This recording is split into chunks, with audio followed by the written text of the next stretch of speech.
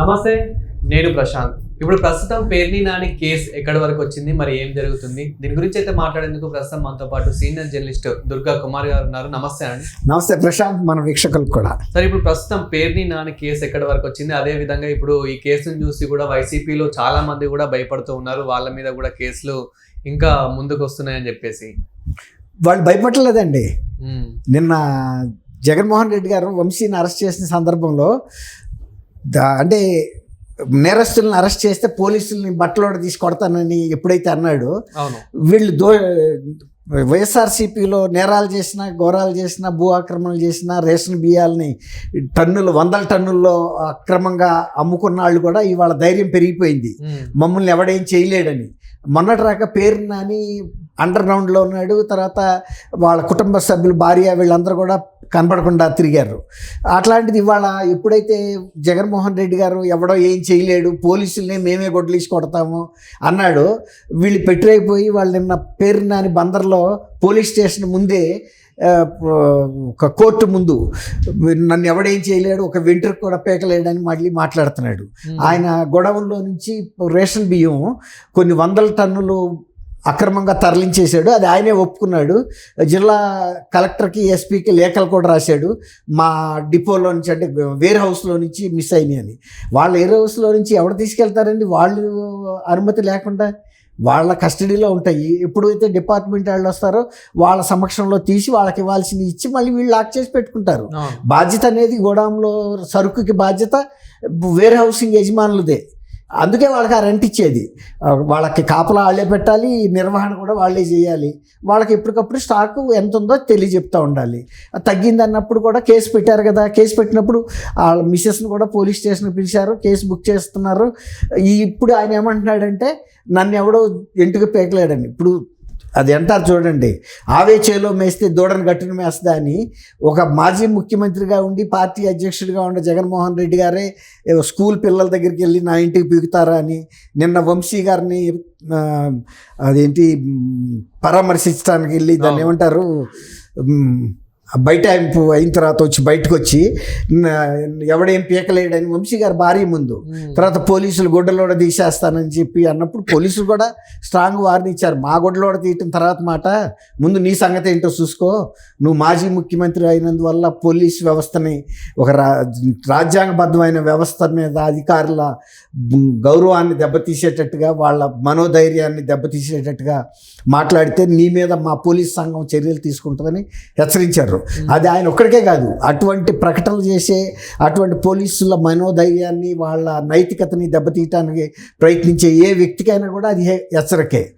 అట్లాగే వాళ్ళ పేరు నాని, ఇప్పుడు కొడాలి నాని, వీళ్ళందరూ కూడా అనేక భూ కబ్జాల్లోనూ వీటిల్లో చాలా నేరాల్లో ఉన్నారు. ఇప్పుడు వాళ్ళకు ఒక ధైర్యం జగన్మోహన్ రెడ్డి ఏమిస్తున్నాడంటే, ఈ గవర్నమెంట్ ఏమి చేయలేదు, మహా అయితే 3 నెలలు జైల్లో పెడుతుంది, నన్ను తలుసుకోండి, నేను 16 నెలలు జైల్లో ఉండి వచ్చి మళ్ళీ ముఖ్యమంత్రి కాలేదా. గతంలో కూడా ఆ జైల్లో ఇప్పుడు ఎవరైతే పోలీసులు మిమ్మల్ని హింసిస్తున్నారో, మిమ్మల్ని ఎవరైతే కొడుతున్నారో వాళ్ళ పేర్లు రాసి పెట్టుకోండి, తర్వాత చూసుకుందాం అన్నట్లు కూడా జగన్మోహన్ రెడ్డి అయితే మాట్లాడుతున్నాడు. అదే చెప్పాడు కదా, పోలీసుల్ని వాళ్ళని గొడ్లోడి తీసి కొడతాను, సప్త సముద్రాలు అవతలకి వెళ్ళినా పట్టుకొస్తాను, రిటైర్ అయిపోయినా కూడా నేను తీసుకొస్తానని. ఇప్పుడు ఆయన మీద 12 సంవత్సరాల నుంచి ఉన్న పెద్ద నేరాలకు సంబంధించి ముందు ఆయన కూడా రాయాలి కదా ప్రభుత్వ వ్యవస్థలకి, సుప్రీంకోర్టుకి, నా మీద ఉన్న కేసులు విచారించి నన్ను కనుక తప్పు చేస్తే శిక్షించండి అని ఒక ఛాలెంజ్ ఇస్తున్నారు కదా. అట్లా ఏం ఇసట్లా ఇక్కడికి వచ్చి పోలీసుల్ని, ఇప్పుడు వాళ్ళ అంతకుముందు గోరంట్ల మాధవ్ అని వాళ్ళ అనంతపురం లోక్సభ సభ్యుడు ఉన్నాడు, అతను కూడా మాజీ పోలీస్ అధికారి. అప్పుడు అతను కూడా గొడ్డలోడ తీసి చూపించాడు. వాళ్ళ పార్టీలో అనేక మంది ఇట్లా గొడ్డలోడ తీసి చూపించే వాళ్ళు చాలామంది ఉన్నారు. వాళ్ళందరికీ చూసుకోవచ్చు కదా. ఇప్పుడు పోలీసులనే చూడాలని కోరిక ఎందుకు ఆయనకి? వాళ్ళ దగ్గర ఉన్న వాళ్ళు చాలామంది ఉన్నారు అట్లా చూపించిన వాళ్ళు. అనంతబాబు చూపించాడు, ఇంకా అనేక మంది, అంబటి రాంబాబు చూపించాడు. వీళ్ళందరూ చూడండి.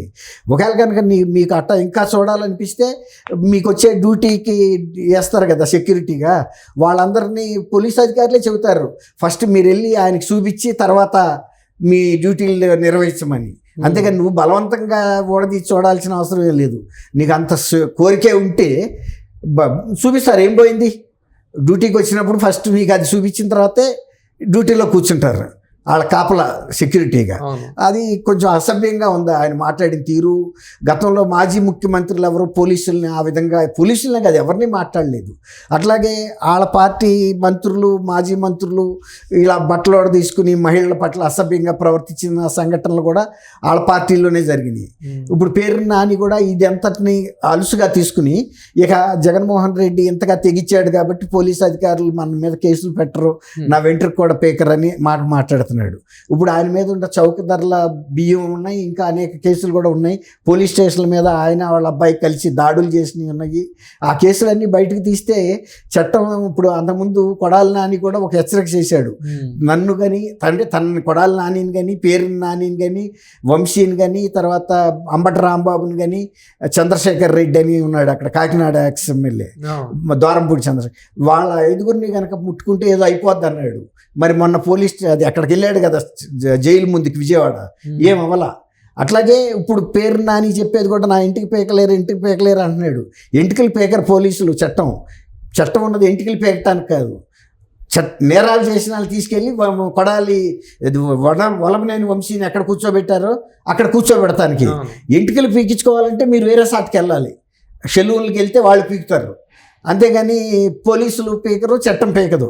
వాళ్ళు ఎందుకు చట్టం ఎంటుకలు పీకుతుంది అనే భావనలోకి వచ్చారో మరి మనకు తెలీదు. అది తప్పు భావన.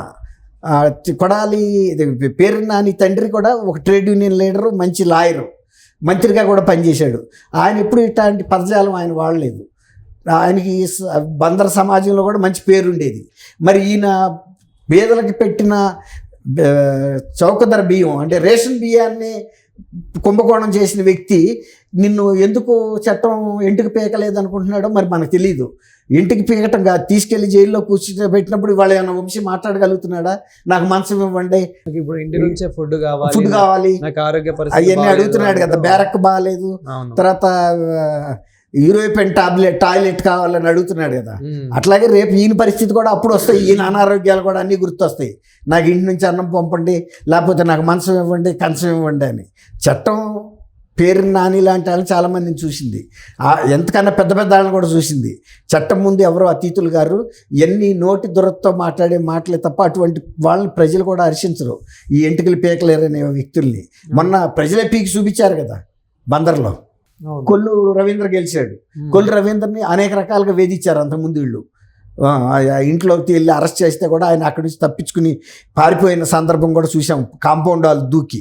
అంటే అక్రమ అరెస్ట్ చేస్తున్నారని. అట్లాగే ఇవన్నీ మామూలే ప్రశాంత్ గారు, కొత్త అంశాలు ఏం కాదు.